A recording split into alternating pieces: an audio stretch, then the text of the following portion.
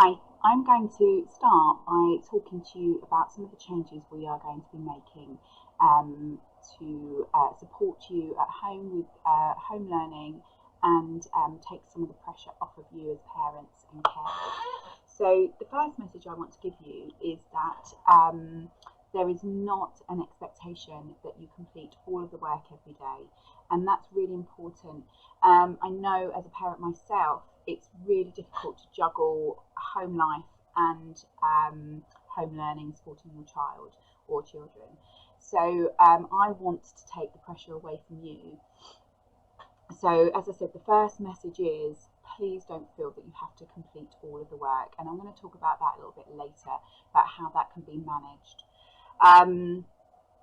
Another change we're going to make is afternoons are going to be more practical.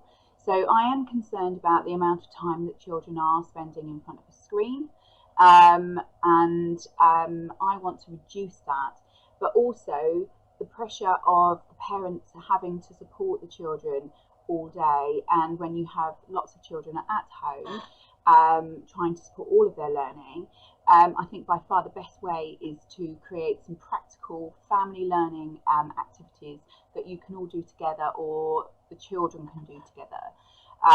So teachers will be setting a series of tasks for the week of which you can choose, or your children can choose which ones they want to do and when, which is going to take a lot of that pressure of we've got to get this done now away from you.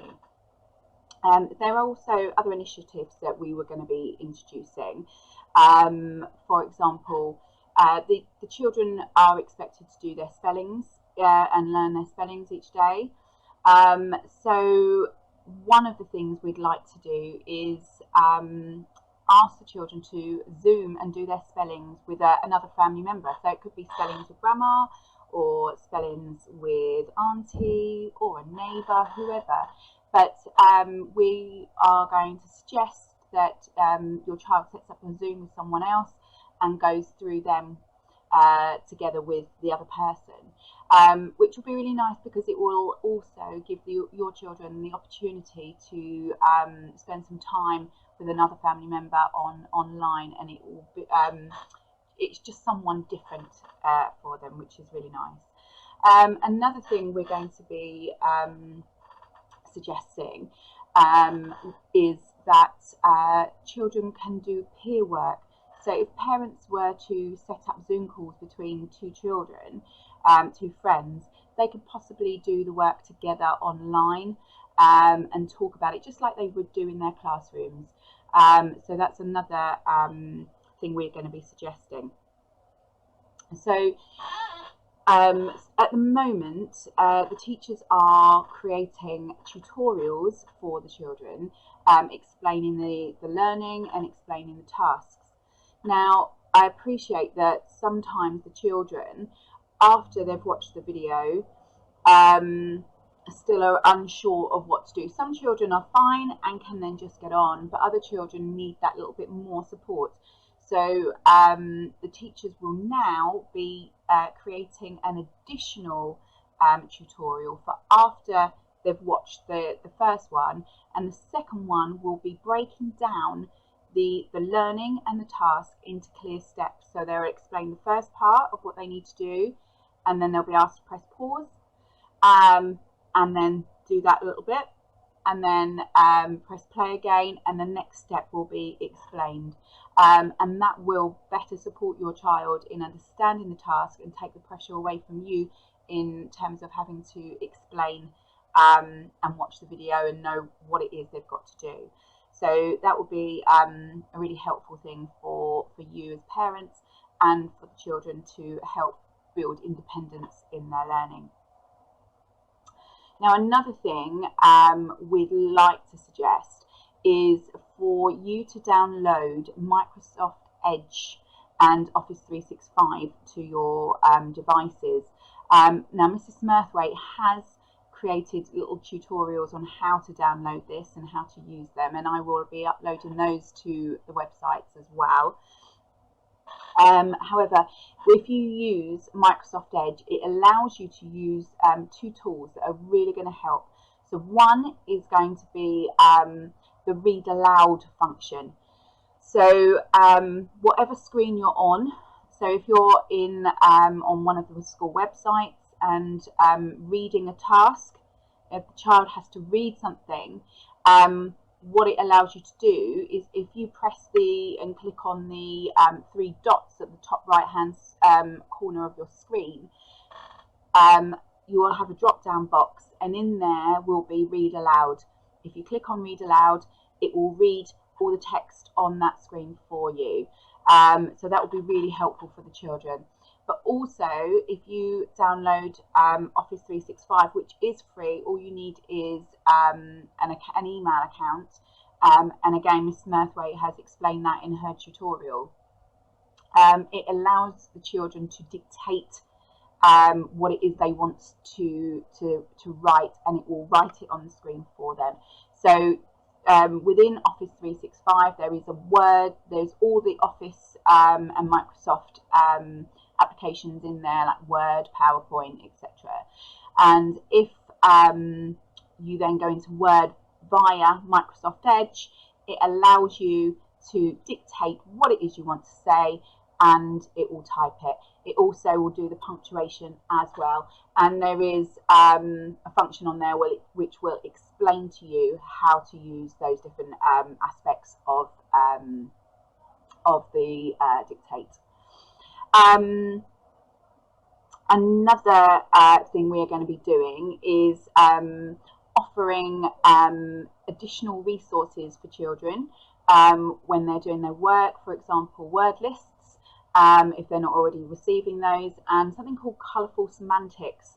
Now, colourful semantics is about sentence starters and sentence stems, and also images which will prompt what kind of a word they need to use within that sentence.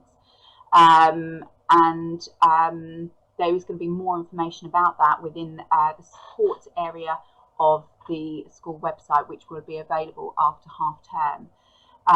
If you feel that this is something that would support your children's learning, then please speak to the teacher or Mrs. Ogden or Mrs. Mirthwaite, and they will make sure that you are given more information about that and know where to access those resources. Also, we want to give the children the opportunity to think about how they're going to present their work. So if your child is a reluctant writer and doesn't want to write that down, we want to give them the option to maybe record what it is they want to say and write via some way of recording their voice or video, however is easiest for them. It's important that we take away the pressure of writing, because what we don't want are negative connotations to writing for the children when they come back to school. And I'm going to talk about that a little bit more when we cover that in some of the answers to your concerns.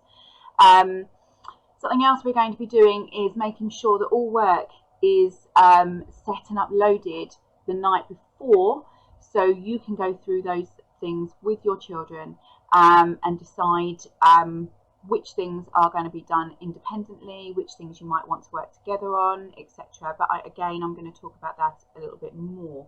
I'm going to be asking all teachers to make sure that their Zoom meetings are done in the morning, so that if the children already know what work they're going to be doing, they can talk to the teacher about that. If there are any concerns or issues or misconceptions, etc., they can talk through that with their teacher first thing in the morning before they start their work.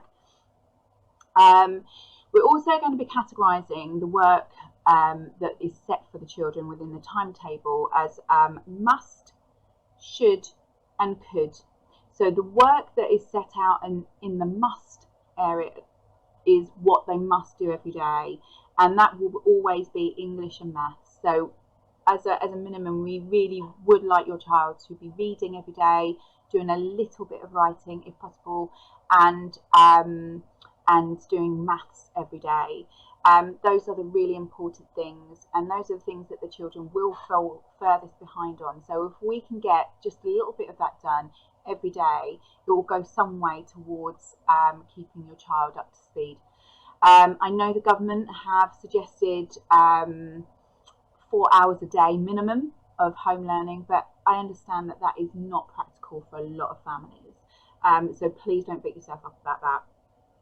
And then you've got the should. It would be really good if you did this as well. And then you've got the could, which is the least important. So those things are going to be ranked within the timetable. We're also going to be providing an overview of the week, so you know at the beginning of the week exactly what's coming up throughout the week, so then you can prepare yourself, and if there's anything you need to get in order to support the home learning. And the last thing is, and this change has already happened, I believe, that some parents were concerned that tasks were hidden within the videos, which meant the parents had to watch the video to understand what it is the children have been doing. That has been changed now, and all teachers should be making the tasks clear on the website without having them just within the videos. That should be clear now. Anyway, I hope all those things are going to go some way towards easing some of the pressures with home learning.